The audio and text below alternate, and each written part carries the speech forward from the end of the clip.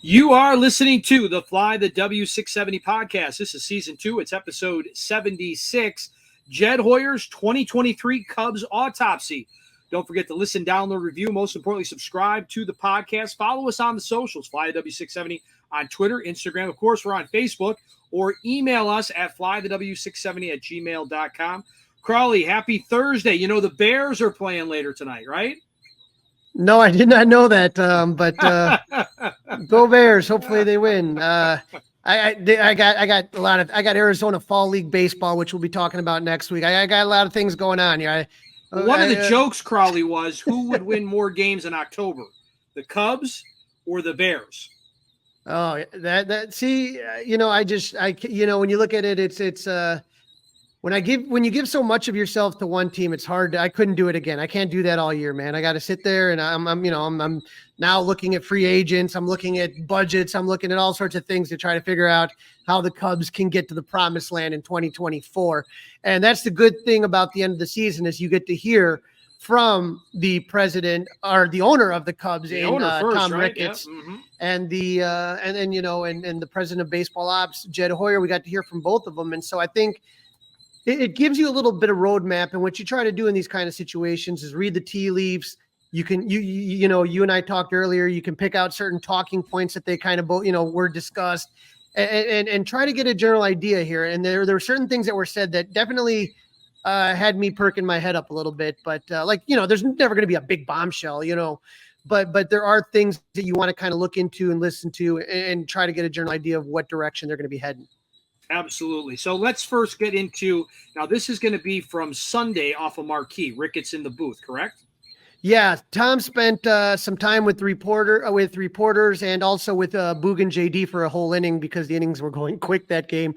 But, as you kind of take a look at Tom, and both him and Jed, you're going to hear Jed later, have very similar, when they are talking about the season, the word that comes up is disappointing, and I don't think you could put it any other way. So this is what Tom had to say. Obviously, just like every other fan, this has been a tough few weeks here, we fell short of our goal of making the playoffs in a way that's been pretty rough emotionally, but you just have to look forward and try to build on this and hope the experience is going to make the guys, a little more focused next year, and everyone in the organization does that little bit extra to get us over the hump. Get us over the hump, Crawly. That's what we're hoping for.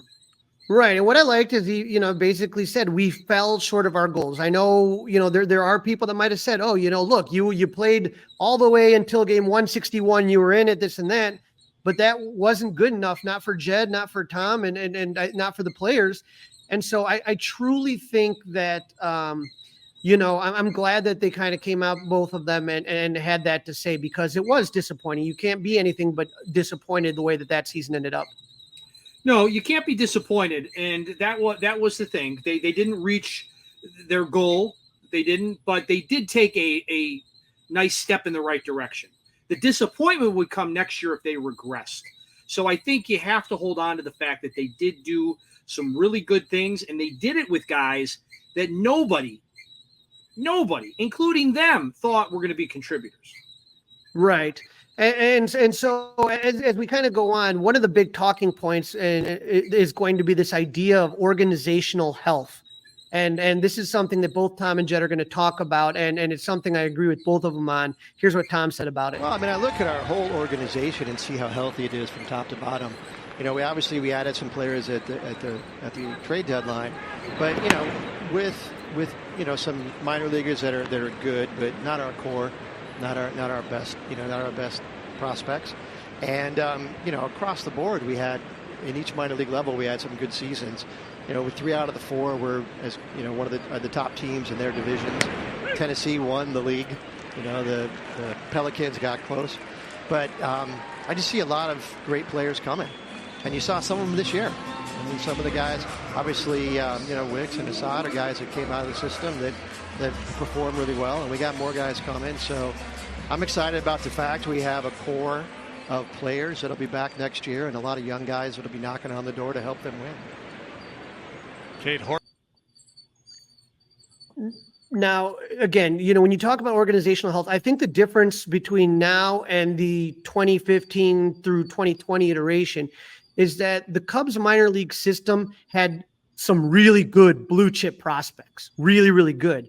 But the depth of the system, Dustin, wasn't that much. The other thing is that they never developed pitching in that first run. Never. You didn't have any pitching that came out of that was worth anything. And so when you take a look at it, South Bend won the championship last year. Tennessee won the championship this year. Myrtle Beach has been in the postseason the last 2 years. Iowa had a really good season.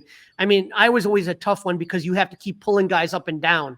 You get what I'm saying? So it's like they don't get the consistency that the other minor league teams had, but they had a really great year. So I do agree with Tom. I think the organizational health and the young farm system is going to really, you're going to see that bust through, I think, next year.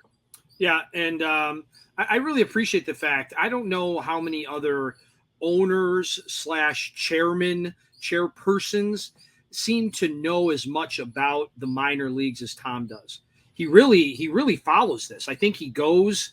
I think he's watching the road to Wrigley, just like you and I are watching it. I think he fires up the DVR. He's definitely getting on a call, with Jed, with Carter, to get an update on these types of things. And I appreciate that. So when he's actually telling you and I on Marquee what he thinks is coming up next, he does sound very believable. He sounds like he knows. It sounds like he cares. I love that.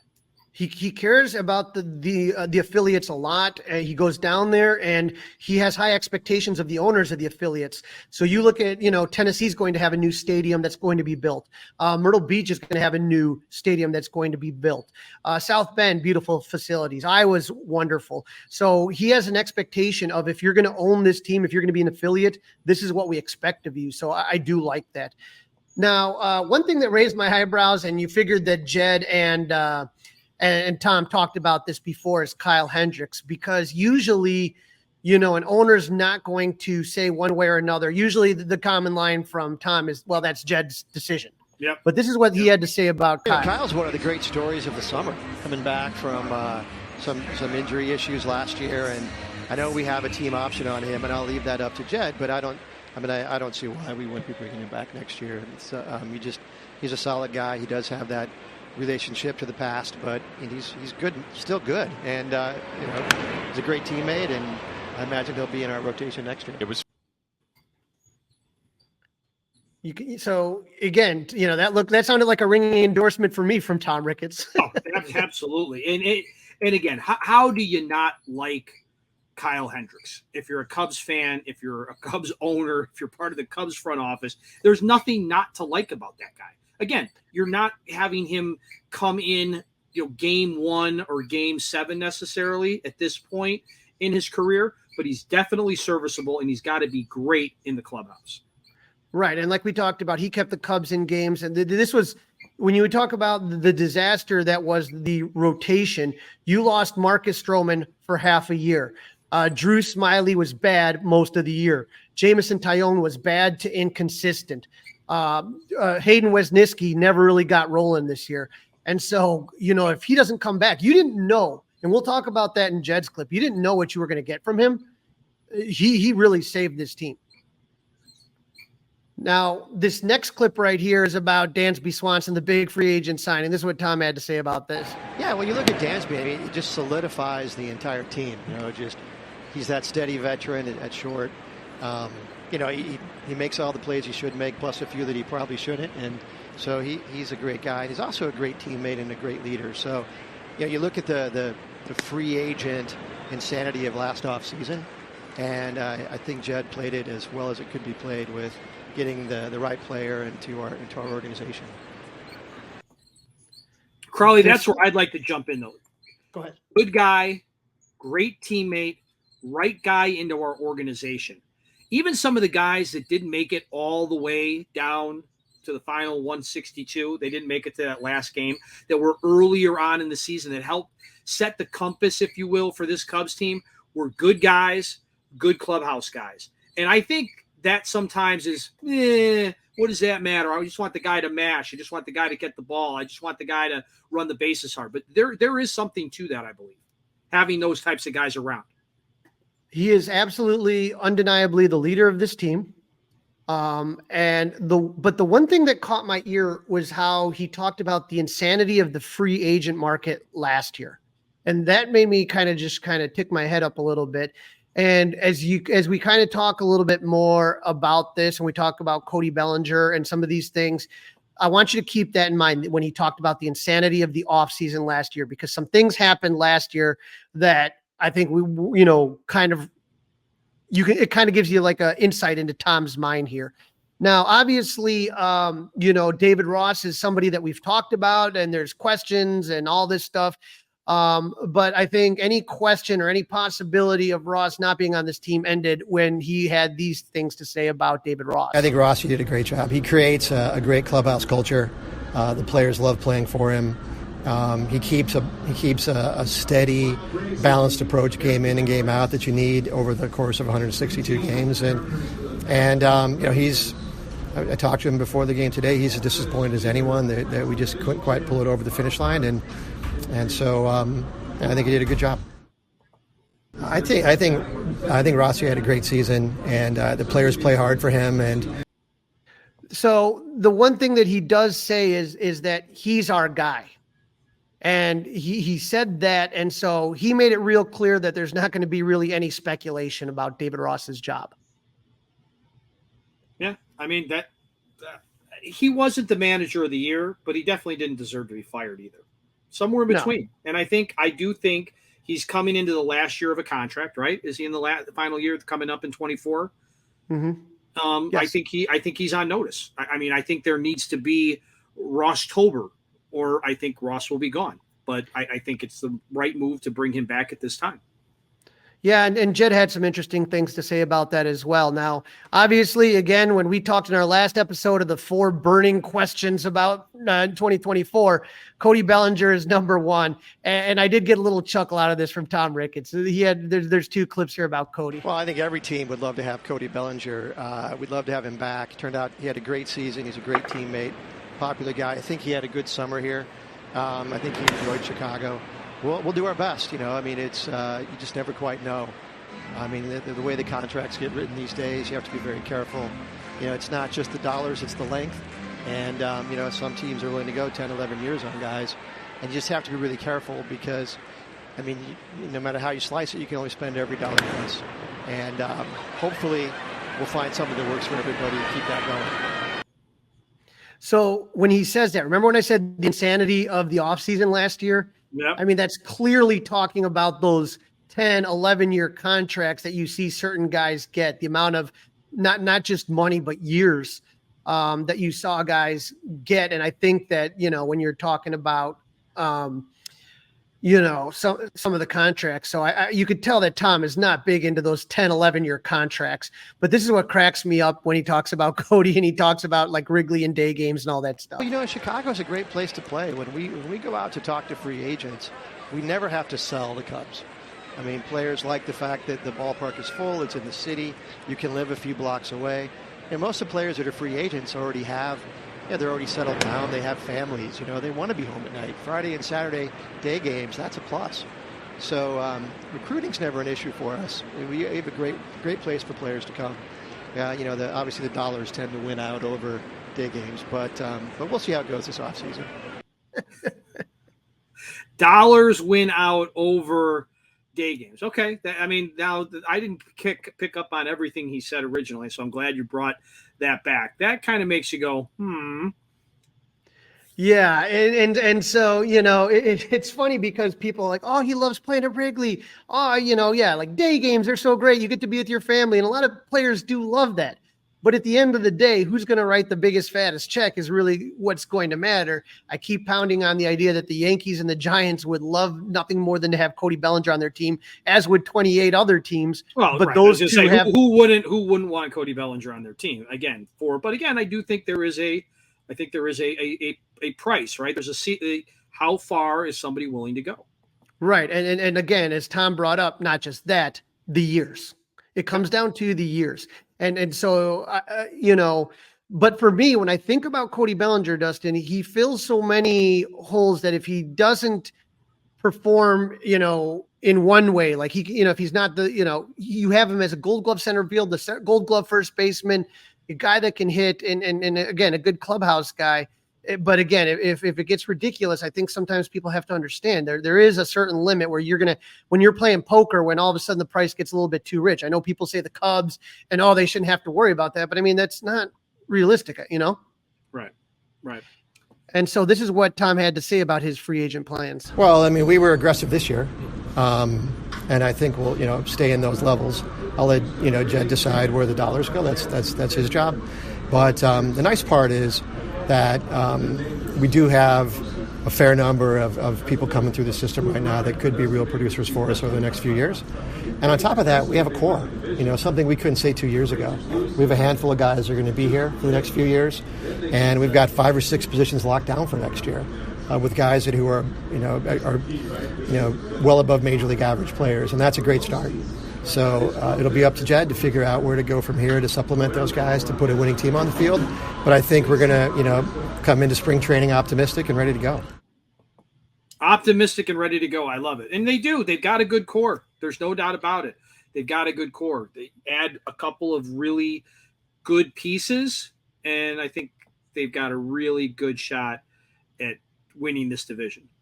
Dustin, when we did our podcast last year prior to the free agent market, when the 2022 season ended, we said, okay, here are all the holes you need to fix. And it was a long list. You literally could have thrown a dart at a baseball diamond, and the Cubs needed that. But when you kind of go now and you take a look, obviously to me, first and third are the 2 biggest issues that you face. But then when you go around the diamond, you got your left fielder, your right fielder, you got your shortstop, you got your second baseman, and you got your catching tandem. So there is less shopping that needs to get done than where we were last year.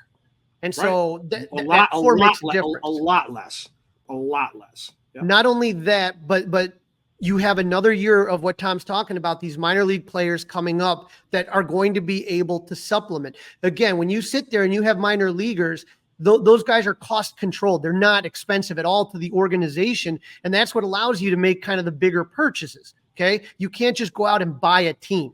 It's very rare that works out. And so the way you do that, the offset the higher contracts is with the low contracts. You don't pay Chris Morel anything. You don't pay, Jordan Wicks is not making anything. Justin Steele's really not making much of anything. I'm not saying, trust me, I love their paychecks, but in baseball terms, right, he's not making what Carlos Correa is making. You know what I mean? He's not making what, some of these other, Aaron Judge is making. So you're allowed to kind of have a little bit of flexibility.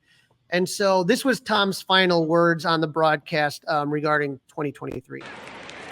Well, obviously you can't be pleased when you miss the playoffs when that's your goal. But I think overall, we've had a couple seasons in here. It feels like a couple different seasons. I know it. And I just know that I think we had we put on a good show for the fans.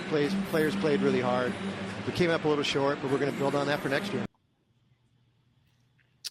And that's 100%, man, is that it felt, Dustin, like we'll continue to break down 2023, but it felt like 3 different seasons when you talk about, April, May, the summer, and then September. 3 completely different seasons. And there was, there was a group of people that were upset with Ricketts, the biblical losses comment and things like that. And, Rickettsville looking fantastic down, Clark and Addison, everything going on. And yet the what was on the field wasn't too good. And I always kept saying, we got to give them a little bit of time, got to give them a little bit of rope. And I think some fans did. And I think right now you got to be happy. But again, you have to trust him on his word. He said they're not done.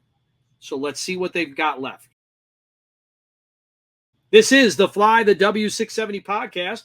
It is season 2. It's episode 76. Jed Hoyer's 2023 Cubs autopsy. Crawly, don't forget, we want people to listen, download, review, and subscribe to the Fly the W podcast. Congrats go out to Pete Crow-Armstrong. PCA was named the 2023 winner of the Minor League Defensive Player of the Year award. I cannot wait until he gets to start with the team and the corner outfielders get used to him. He is so fast. I think it's going to take some adjustment for Ian Seiya. I think there was a play that in Colorado where Ian dropped the ball, but I think he might have been distracted because PCA came like a bolt of lightning behind him. I don't even think he knew how fast he was. So, Nico Horner was talking Hold on a to. minute. Hold on. We're moving too quick here, Crawly. Hold on. Okay, go ahead. No. We got to talk a little bit about PCA here. Yes, sir. Are you ready? Are you ready for PCA to be every day in 2024? When we listen to Jed's comments, I think he had a really, really good outlook on that. And the other person, I was just going to bring this up, is Parkins and Spiegel, the afternoon show. They had Nico Horner out at Wrigley. They were right around near the end of the season. They have him on the show. And the one thing that Nico said, if you're very worried about PCA's offensive performance, keep in mind that this is a kid that came in late in games. So when you come in late, especially into closed games, what are you facing? You're facing the best pitchers. You don't get to see a guy 2, 3, 4 times. You get to see a guy once. And that is difficult, Dustin. And that's why when you look at bullpens these days, that's why teams don't want guys going through the order 3 or 4 times. The more you see a guy, the more you're going to pick up on what he throws. So if you're going to sit there and you can get through 6 and you have 7, 8, 9 locked down, different guys, that's difficult. So when PCA comes in, he faces one guy that's designed to get people out, and then he has to face another guy that's designed to get people out. I don't think you saw the best of PCA offensively. And what Nico said is go take a look at a lot of guys' numbers against, in the 8th inning, against 9th inning, against some of these closers, some of these setup men. You're going to see a lot of guys that have 0 for numbers, 0 for 10, 0 for 9, those type of things. So this is what you can't do, Dustin, is you can't have a bunch of guys struggling and have PCA in the lineup. The goal ideally is to have a strong 1 through 7 in your lineup, and that be and not have to rely on PCA for offense. Whatever he give you is a bonus, right? And he gets to learn on the job. So don't take. He got thrown in the middle of a pennant chase. Had to face some really, really good teams in Atlanta and Milwaukee, and Arizona, and those type of teams that are postseason teams. It's not a really good measuring stick. And again, Jed's going to have some really good things to say about PCA that I want everyone to listen to. And nice tease, Crawly. Nice tease. I know what he said, but nice tease. All right, let's move on to Nico. Let's go back to Parkins and Spiegel talking to Nico Horner. No, but that's what he was saying is that, how difficult it is to, go against those 8th, 9th guys. It's just really hard. Right. And so, speaking of Spiegel, though, that he has his morning show on Sunday. And on his morning show, who comes on but our buddy Bruce Levine, Odyssey Baseball Insider. He's on Mully and Haw. He's on everywhere on The Score. And this is what Bruce Levine had to say. The situation is the mumbling out there is that the Cubs are going to do everything they can to trade for Pete Alonso from the Mets. Alonso in the last year of a contract, obviously 46 home runs, 100 RBI.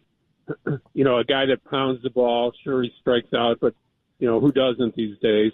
And he's 1 year away from being a free agent, much like Bellinger was. And the only difference, Matt, is that you're going to have to trade something really good for him, even though there's only 1 year left.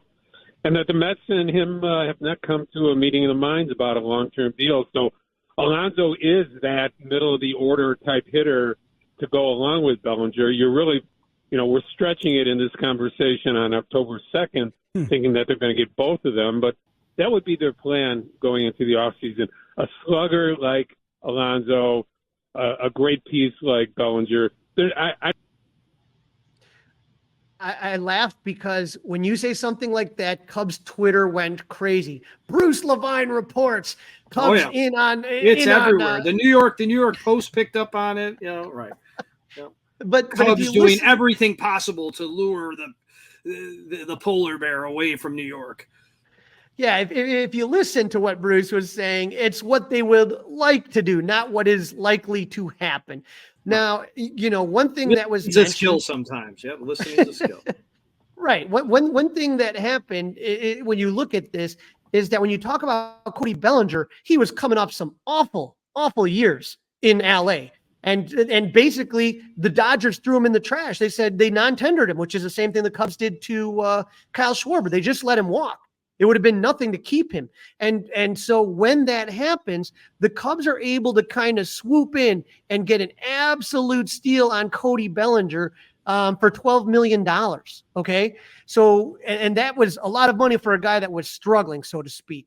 And so this is not the case with Alonso. Alonso is a one-year guy, but again, you're going to have to trade 3 or 4. I mean, you're talking, I would say probably at least they're going to ask for 2 top 10 prospects. If you're going to talk about at least 2 top 10 prospects. Yeah, that's a little rich for a rental, especially with what's the other news that happened today about Alonso? Yeah, you and I were texting about this. So after that story by Bruce, and then it was again some cold water gets dumped on everybody. John Heyman, another Odyssey insider and score guy, he's that Pete Alonso hires Boris Court to represent him as he heads into his free agent year. So if you were, Dustin, and that's why you do have a farm system, is you have a farm system so that ideally you can trade pieces to get what you need and all that stuff. That's the beauty of having a deep farm system. But if you're going to get rid of 2 or 3 top 15 guys, let's say, then what you want to do is you want to make sure that you can trade and sign an extension with Alonso. Right. Now, It's got to be part of it. It has to be part of it. You have to know that you're going to be able to keep him around, but I guess you also have to know that you want him. I just think when you do something like that, you better know that, like, is he the missing link? Assuming that you can keep Bellinger, is that the missing link? Right. Are they better than the Braves if they have Pete Alonso and Cody Bellinger is kind of the yardstick that I would if you're going to get rid of 2 top 10 prospects, right? That's right. what I mean. Right. Absolutely. And so that's the thing, is that when the Cubs did that before with Aroldis Chapman and everyone freaked out, they gave up Gleyber Torres and that was the final piece of the puzzle. That's the last piece you needed. And so you're willing to say, hey, when you got that ring, even if you didn't get the ring, even if the Cubs lost at Game 7, God, I hate even to shudder to think about it, but that was the right move. You went for the kill. Okay. Going for the kill right now it seems a little premature. And like I said, if you told me Pete Alonso for 2 top 10 picks, I'd be nervous. But if you told me he's also signing a 5-year X amount of dollar extension, okay, but not for a 1-year rental. I'm not doing that. No way. No, not for a 1-year rental. Nope. So Dustin, we made some predictions last time around about the postseason wild card round, and it was a clean sweep in the wild card rounds. No do or die. So we're without baseball till Saturday. I don't like that we're without baseball. I don't like that we're without baseball. But you know what makes me happy? You know what really makes me happy? What makes you happy, Dustin? No more Craig Tober. Okay, congratulations, Milwaukee Brewers. You played 2 more games than the Cubs. Well, with Dustin, the you and I went greatest manager who's ever managed a baseball team that's going to move to New York. Well, you and I went 500 on our picks. We both picked the Phillies to smash the Marlins, and that's exactly what happened. Zach Wheeler and the Phils took Game 1 4-1. An upcoming free agent, Aaron Nola, didn't give up a run as Phillies took Game 2 7-1. But the other wildcard matchup in the NL featured an upset as the number 6 seed Diamondbacks, like you were just clapping about, beat the number 3 seed, the Brewers, in 2 games. The D-backs had a bullpen game going in Game 1, and the Brewers had their ace Corbin Burns on the mound. But after falling behind 3-0, Arizona scored 6 unanswered runs to beat Milwaukee. And questions about moves Craig Counsell made, where he really had, in a game that was pretty much over, Devin Williams throwing a lot of pitches in that 9th inning and basically burning them for Game 2. But it really didn't matter as the Brewers again jumped out to an early 2-0 lead as Zach Gallen was taking on Freddie Peralta. But the Snakes scored 1 in the 5th and 4 in the 6th, and the Brewers were eliminated. And as you said, Craig Counsell may have coached his last game for the Brew Crew. And Dustin, I wonder, and this is what I was wondering going into that last Milwaukee series, is I was shocked that he played as many regulars as he did, because if he would have let the Cubs win all 3, and let's say the Cubs won that and they get into the playoffs, to me, Arizona is hot. And if you remember at the last episode, I chose the Brewers because I had to like put up or shut up about my Craig Counsell talk.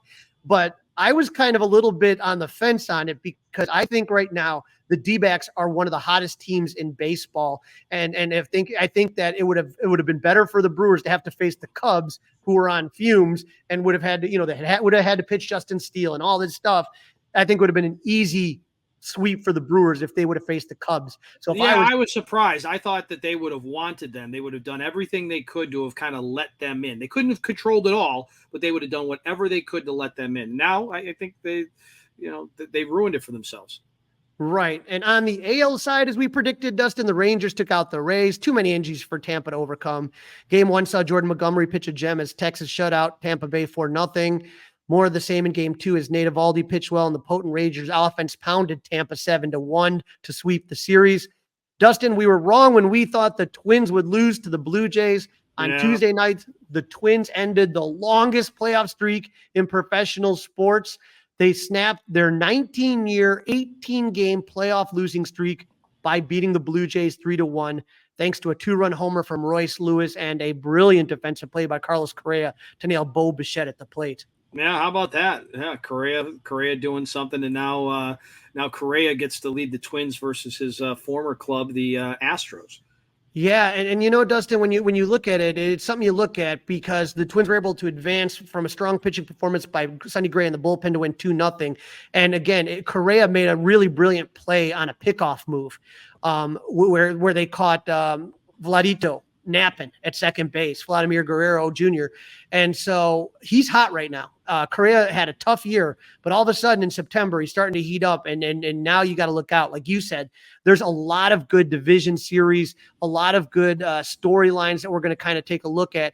And so this is the bracket right here. Arizona takes on the Dodgers, Phillies take on the Braves, the Astros take on the Twins, and Texas takes on the Baltimore Orioles. So on the NL side, Arizona's been hot, and they'll be taking on their NL West rivals like we talked about. First time the Snakes are in the playoffs since 2017. And then you have that Braves-Phillies rematch of last year's exciting NLDS. But Dustin, this time around, Ronald Acuna is healthy. I think that's going to be one heck of a series to watch. Yeah, it will be. I think all these matchups will be interesting. I don't like that we've got division rivals playing each other. I think they could have reseeded, right? Couldn't they have reseeded? Why did it have to go down exactly like this? I like it. I mean, imagine if it could have been like the Cubs versus Brewers, or I was there when the Cubs. The Braves are the Braves are the number 1 seed, right? So shouldn't they get the worst remaining seed? I guess that might be something. The home games, they knew, Major League Baseball knew that the Dodgers and Braves were hosting. So it's not like they had to scurry around for hotel rooms for that. Right. Good question. We'll see what happens on the AL side. Former Cubs bench coach, former Cubs coach Brennan Hyde leads the young and upcoming Orioles. First postseason since 2016. They take on the Texas Rangers. And then the other matchup, like you talked about, Carlos Correa taking on his former team, the Astros. We'll see if the Twinkies can do it twice in a row. I think, Dustin, we got to make some predictions here. All right. How do you want to start this one off? Let's go AL this time. Houston and the Twins. Who you got? Unfortunately, I've got to go with the Astros. I'm with you. I think the Astros take this one. Texas and Orioles. Who you got? I'm pulling for Brandon Hyde and the Orioles. I think the Orioles are a great story, and I think the young catcher for the Orioles has a chance to really be the kind of new face of baseball. My heart says Orioles, but my brain's saying go with the Rangers. So I'm going with an all Texas ALCS. Wow. Look at that. Now here's where we get a little bit tough. This is really tough, Dustin. Let's go on the top first here. The Diamondbacks versus the Dodgers. Who you got? I've got to go the Dodgers. I mean, if they're not going to do it now, when the heck are they going to do it? But to your point, right? To your point, I mean, the D-backs, the Snakes, whatever we want to refer to them as, they are hot. So I hope, to be right, that they have tried the Dodgers to stay in good form. And it's a tough one, but I'm going to go Dodgers.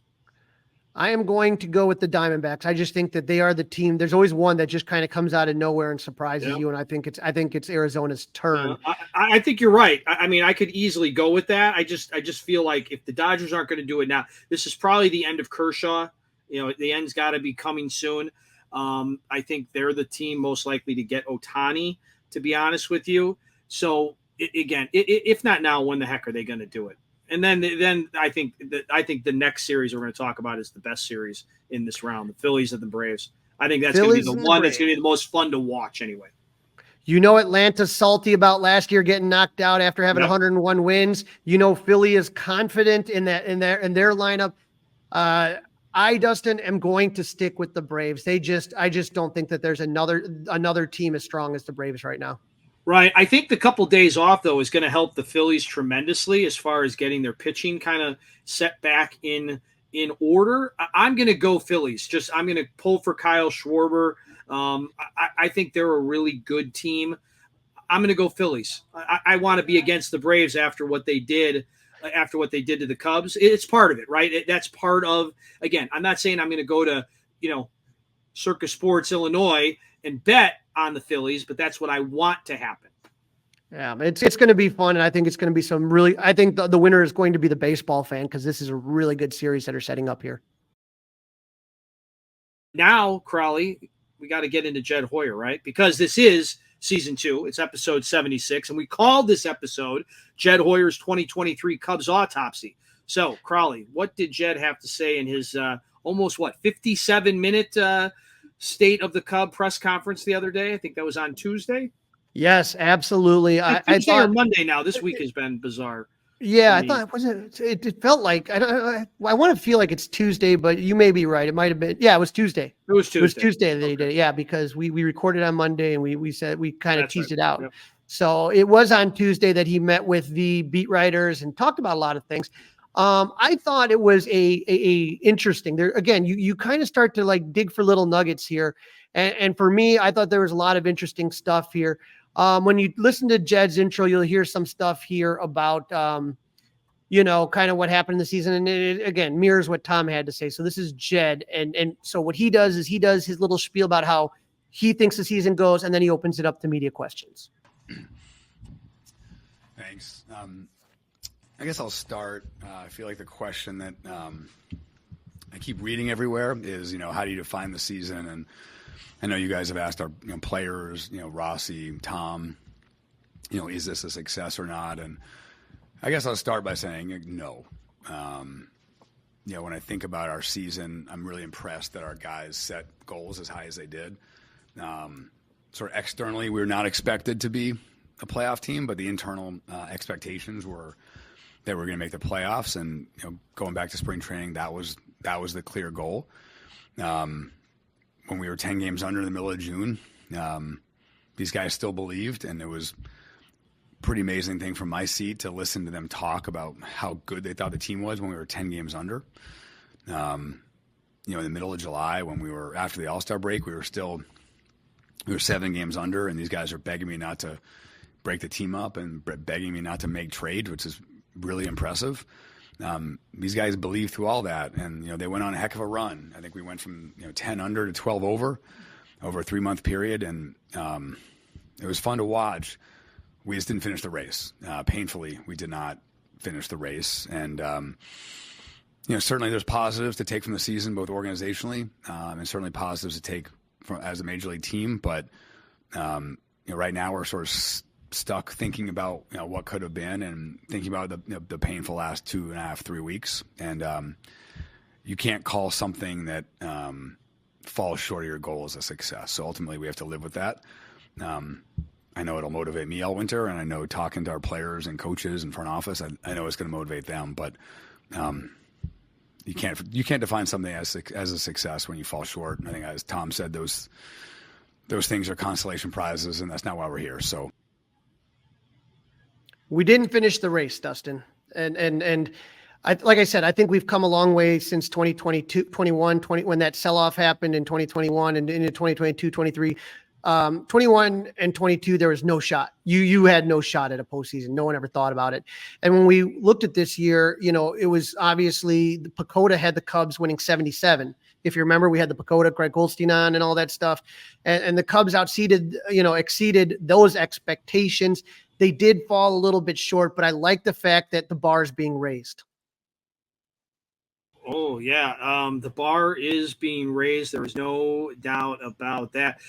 Even Cub fans would like this. Crawly, just seeing some really sad news breaking right now. Any Chicago sports fan, NFL legend, Bear legend Dick Butkus passes away at the age of 80. Man, wow. TMZ reporting that. I'm just seeing that as you and I are recording this. Wow. That is super sad. Very sad. I wasn't going to see him, but he was going to be an autograph show that I'm going to this weekend in Schaumburg.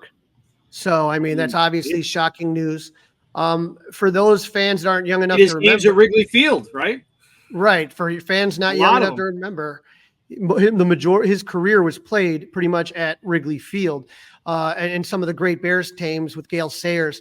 And so in 2014, when the Cubs did the centennial anniversary of Wrigley Field, on the actual day of the centennial, April 21st, from 1914, when they had that a few years back, they actually brought out the greatest players that they could of so many generations. And two of the guys that they did bring out were Gale Sayers and Dick Butkus to go out on the field and get the accolades. It was a beautiful moment. And so very sorry to hear that Mr. Butkus had passed away because he was such a face of Chicago.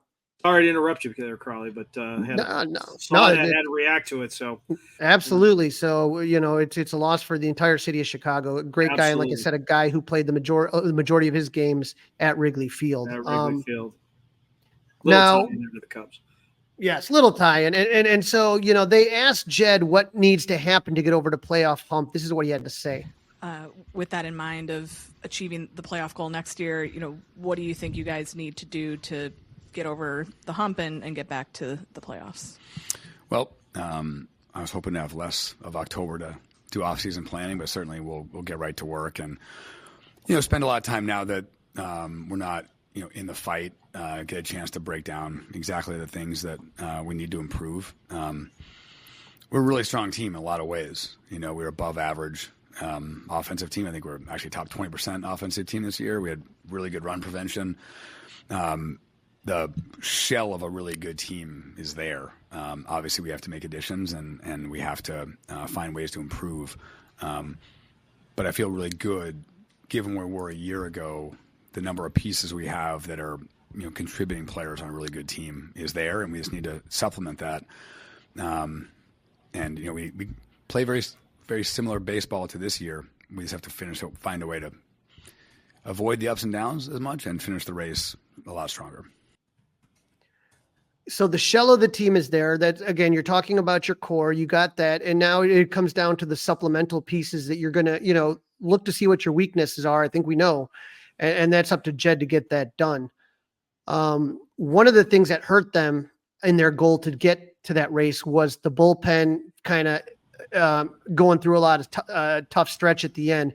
And obviously, Jed addressed that issue as well. We've talked about how building depth within player development worked for much of the year, wasn't quite enough at the end there. Have you diagnosed kind of why that wasn't enough and what the next steps are to make sure it doesn't happen?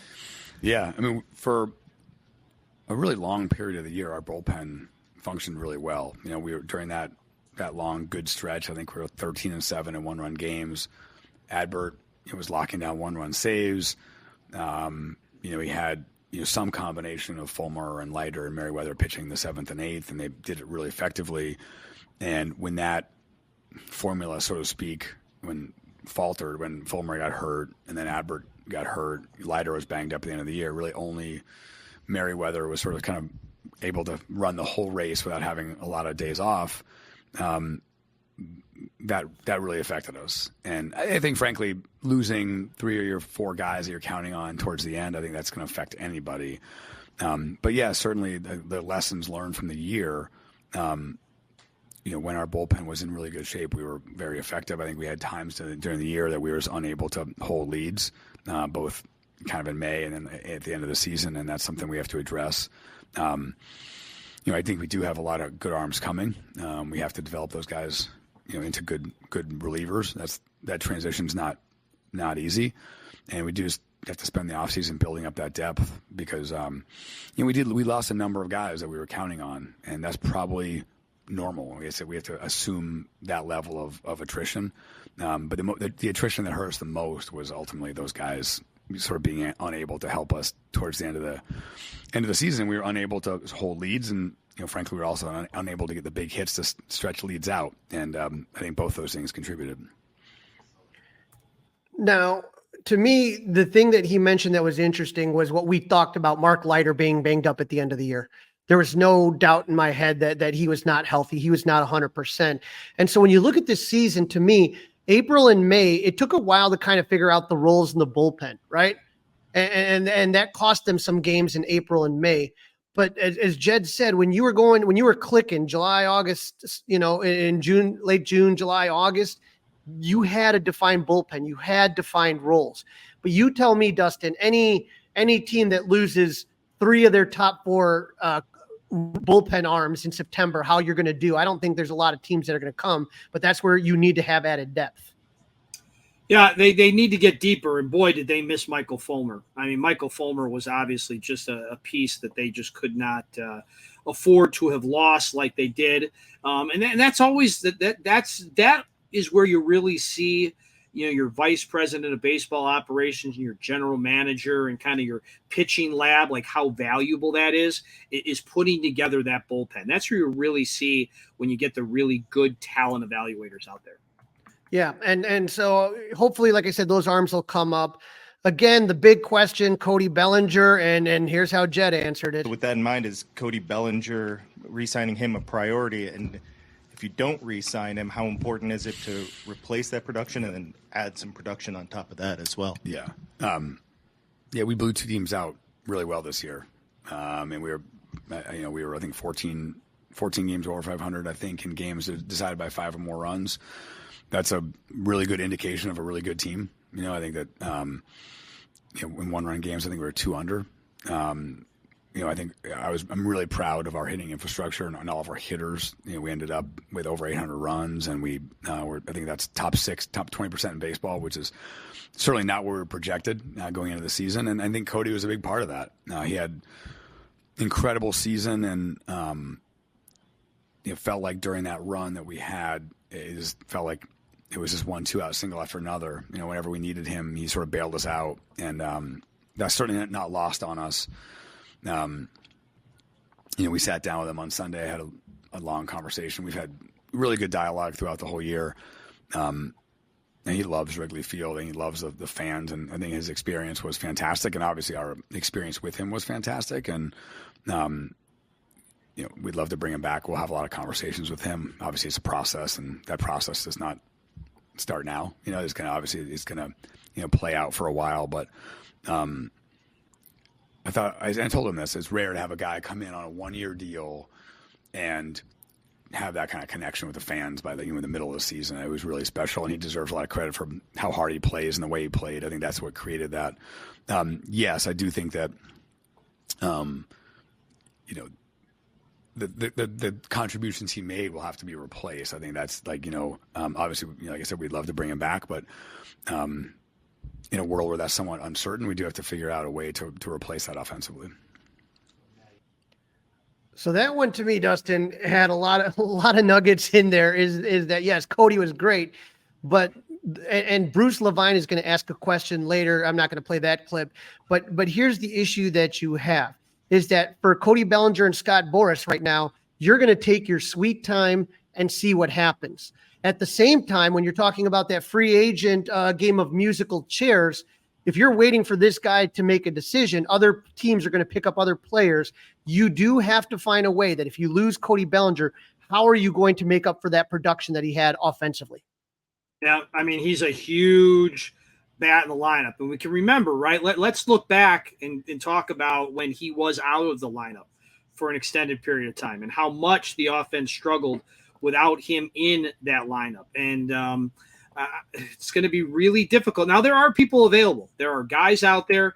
The other thing, Crawly, is, are the Cubs going to be buyers, or are they going to be traders, or are they going to be somewhere in between when they try to take care of their needs that they have left? That's also something that we're going to have to keep an eye on as we navigate this kind of off season together, and with everybody that's subscribing and downloading the Fly the W podcast. But listen, Cody Bellinger had a great year, but Jed and Carter are the ones that are going to have to decide, was it because he was on a 1-year deal, because he was on that prove it, and does he have it in him to do this for 5, 6, 7, 8 years? They don't want to have another Jason Hayward contract on the books. Right. So that's going to be that's the toughest thing, is that everyone says sign him, give it's him all the easy money for you you and want. I, right? It's easy for you and I to say, hey, sign him, give it to him, whatever. But what are the if it doesn't work out, those are the same people that are going to say bench him. Right. And you're So not going to bench him by making we're in 25 season million a 12. year. Right. When we're in season 12 of the Fly the W670 podcast and Cody Bellinger's still around, are we going to like what we're seeing? Now, we heard earlier from Tom about how much he loves Kyle Hendricks, and Jed says all the glowing things about Kyle Hendricks as well. And again, if it's not for Kyle Hendricks, they're not even close to the postseason with the way that pitching the issues they had with the starting rotation.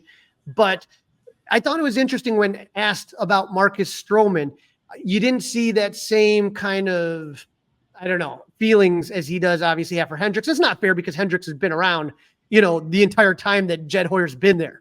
But this is essentially what ends up happening, what he said about Marcus Stroman. It said kind of along the lines of the question about Hendricks. How would you rate Marcus Stroman's season, and what are the expectations going forward with him? Yeah, I mean, certainly a tale of two seasons. He was an all-star in the first half. He was exceptionally good, and I think a candidate to start the game at that point. And then, really, kind of post London, I think it probably was. He was kind of really never got back on track. He struggled in July, and then obviously was hurt for August. And I give him a lot of credit for working hard and trying to come back, but he never quite got back to where it was. And so I think that's the only way to look at his season was, he was, really crucial for us in the first half. But then, obviously we certainly could have used him in the second half, but he was injured and unable to help us. And as far as going forward, he and his agent have a decision to make. We'll find out after the World Series what that is. But if he chooses to come back, certainly in the second half of 2022 and the first half of this year were exceptionally good. He's a really good pitcher, and as we've learned, you can never have enough good pitching. I'm going to make a prediction. Nothing truer has ever been said than that. You can never have enough good pitching. Sorry, Crawly. I'm going to make a prediction here, Dustin. I predict that if Marcus Stroman has a good year, regardless of what's happening with the Cubs, my feeling is they're going to try to trade him and let one of the young arms come up, whether it's Ben Brown, whether it's Jordan Wicks again, whether it's somebody else, Kate Horton, whatever. I think they're going to trade him. But right now, Marcus Stroman, shocked, right? You would be shocked if he opted out, right? I mean, I'd be shocked if he opted out. Right. So you're talking $21 million, but they can't do anything until he opts in, which he'll do right after the season ends. But, that's just something in their plan. When you talk about $21 million and then you start looking at, what's going to cost to get Cody Bellinger, you could offset some of that cost if Marcus Stroman doesn't opt in. So that'll all be kind of interesting to do. Now, a couple other, again, the David Ross question. This is what Jed had to say on this one here. He spoke highly about how he kept the team together back in June. This was your first 162-game look at him as a manager with a competitive team. Yeah. How do you kind of assess him as an in-game manager? We all know what he can do behind the scenes and, for the group in that way. But what about what you saw from him on the field? Yeah, and I was very pleased with Rossi this year. The things I mentioned before, coming from, being 10 under and sort of maintaining not only just the competitiveness, but also having, never having the team focus on individual stuff. It was always about the team. We never lost that.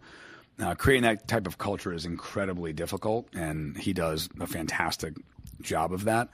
You mentioned the in-game stuff, and obviously, Carter and Craig Breslow and I are down there every day. We're talking through who's available and what situations are going to arise. And I know the manager in a big market is always going to get criticism. That's part of the job.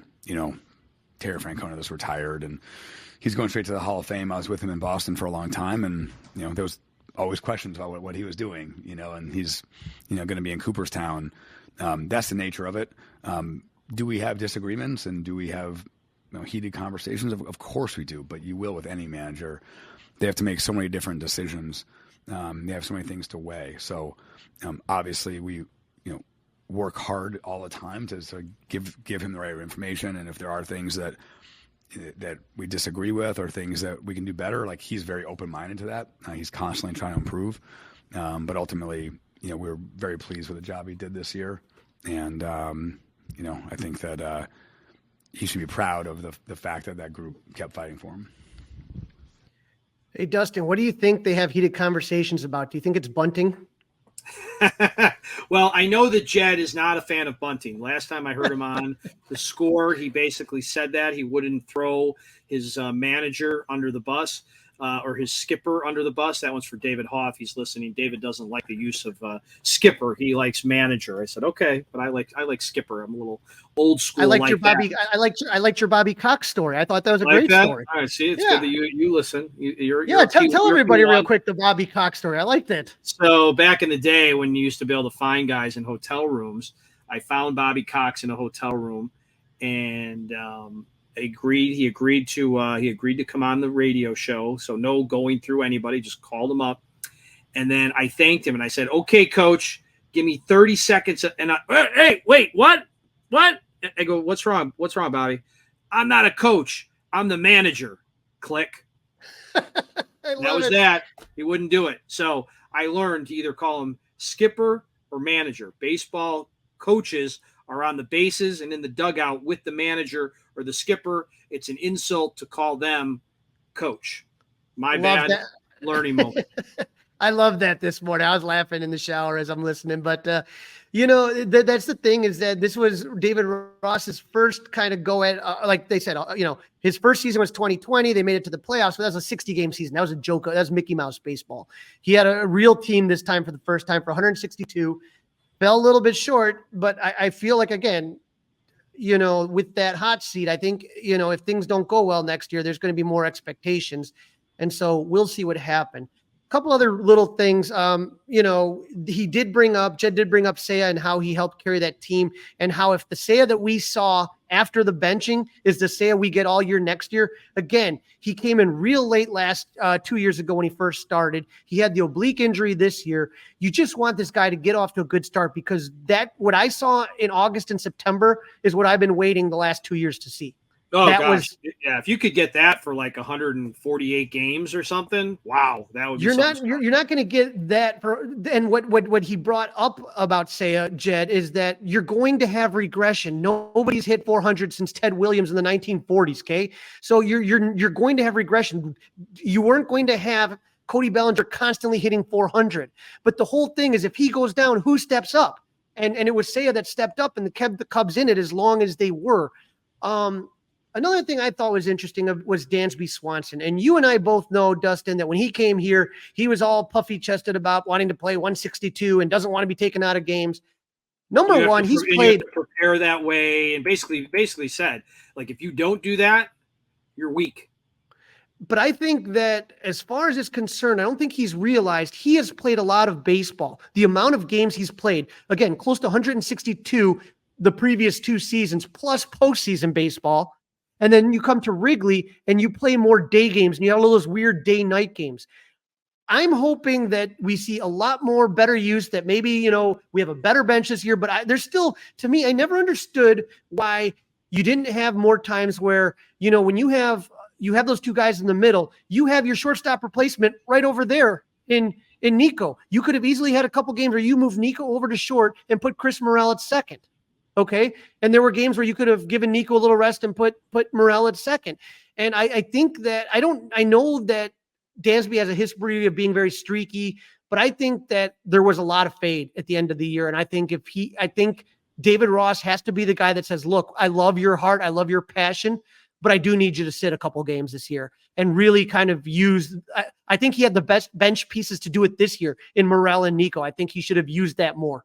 Yep, absolutely. And I think that's something that they'll talk about in the offseason to make sure everybody gets on the same page as far as that goes. I got two more clips here, and then we're done with Morel here really quick because we're just talking about him. This is what he had to say about Morel. I thought it was interesting. Internally that maybe can take a big step forward for you next year. You know, Morel seems like a guy who's, you know, shown that star potential. You know, how important is it for him to find one defensive position? I know you guys talked about that over the course of the season versus the utility role, and how much do your off-season decisions and plans ultimately impact that? Yeah, we're going to keep having conversations about exactly kind of what to have him focus on this winter. But yeah, I think it's hard. He's never really been able to play every single day at one spot. Yeah, I think he's such a good athlete. He's got a great arm. He's got good hands. Like, I think it's both on him, but also on us to sort of help him improve as a defender and get to one place, because the power is real. You know, he's dangerous. I think we didn't have a lot of guys in the lineup that could change the score that quickly. I think so much of our offense was built around getting on base and singles, and we were middle of the pack in terms of home runs, but certainly we were not top. We had a number of guys with 20, but we didn't have many guys like him that just were a threat all the time, and that's real, and you want that in the lineup. So we do need to work hard on finding one spot, and we'll be talking about exactly what that spot might be. All right, so you hear that. I like the fact that they're talking about Morel and trying to find him a permanent spot. And again, the question is, can he play third base? Well, that's the spot, right? I mean, that seems like the only available spot. He's not going to play short. He's not going to play second. First base doesn't make a lot of sense. The one thing we've never seen him do is catch. I mean, he's not going to be in left field. That's where Ian Happ is. Seiya Suzuki's in right field. I mean, it's center or third, right? It's center or third. It's not going to be center. So you're talking, if you want to play him every day, third base. If you want to use him as a utility guy and you feel that that's the best value, I would look at that as well. Again, I think you needed to give more guys a day off. And if he can play second, short, and third, you just need him to be a better defensive third baseman before you can use him as a consistent guy to take that spot. Yep, absolutely right. The last one we have here is about PCA, and I just want the fans to hear this one because this is really important. Jed, you didn't get to see Pete Crow-Armstrong like you would in a development year. What did you make of what you saw from him at this level? What do you hope he kind of took from this experience, and how do you kind of view him as your roster building for next year? He struggled at the plate when he was here. And I told him this. I sat down with him on Sunday and told him this. Like, I actually believe that will end up being the single best thing that could happen to him in a lot of ways. He's such an exceptional defender. I think everyone saw that. He's going to prevent so many runs defensively. I think as he sort of refines his base running and stolen base, he's going to have such an impact on the bases. He is a good hitter. I think he's, certainly, would probably realize that he has to make certain changes offensively. And I think realizing that now is really key. I think this is the big leagues. This is the best league there is, and the pitching is a lot better than it is in the minors. And I think seeing that up close and personal and realizing, okay, there's probably adjustments I have to make. And I told him, I said, hey, I watched Anthony Rizzo hit 141 over roughly 150 plate appearances in 2011. And he was a top 10 prospect. He had incredible minor league numbers. He came up to the Padres and, literally at 141, he looked terrible. And we sat him down at the end of the year and just said, like, okay, you saw what it's about. You have to go make real changes. And, thankfully, the Padres traded him to here after we came here because he hit 141. But he showed up in spring training the next year, and he had completely altered his swing. He realized there were certain pitches he couldn't get to, and he needed to make those adjustments, and he made those changes. And I think he hit 285 in the next year in half a season. There's no way he makes. So just on that, again, you did not see what PCA can do. You didn't have a normal developmental year. You threw him in the middle of a wild card chase and you had him come in against really tough pitchers. That kid is going to make the adjustments because he is hungry. I've heard it from every coach at every level. This guy is the real deal. Again, don't forget Rizzo was awful. That's how the Cubs got him when he came up. You remember Kyle Schwarber getting sent down to the minors? What about Ian Happ? What about Ryan Sandberg going 0 for 35? And those were guys that got to start the year or come in at the middle of the year, not in the last month in a pennant chase. If you want to give up on PCA early, that's your mistake. I'm not going to make that mistake. No, I wouldn't give up on him. No, I would not give up on him, but he's really going to have to spend a lot of time in the cage, right? And that's exactly what he's going to do, and I think the team is going to be stronger for it. All right. Then what? Bat him ninth and have him in day one in center field, right? If it doesn't work out with Bellinger, that would ideally be the case. Play Bellinger at first base. Yeah, I would be 100% fine with that. Okay, me too. That would be really cool. That is something that that's something that I could. Boy, I think that would be really cool. I really do. Boy, there's so much to talk about, Crawly, in this offseason. I mean, and it's exciting, right? Because the Cubs are this close to playing some October baseball, and at least playing, I think, in the divisional round. And that's what has to be the hope for you and I, all the listeners of the Fly the W podcast, all the Cubs out there. Well, Crawly, that's a wrap. Don't forget to listen, download, review, subscribe to the Fly the W podcast.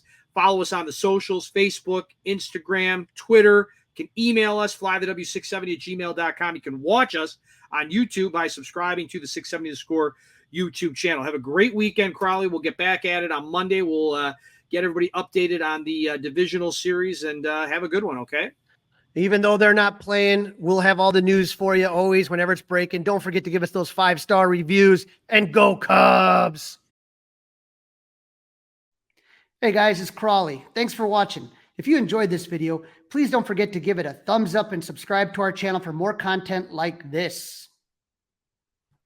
If you want to see more of our videos, be sure to check out our playlist and let us know what you think in the comments below. Also, don't forget to follow us on social media to stay up to date with our latest episodes. Links are in the description. Thanks again for watching, and we'll see you in the next video. Go Cubs!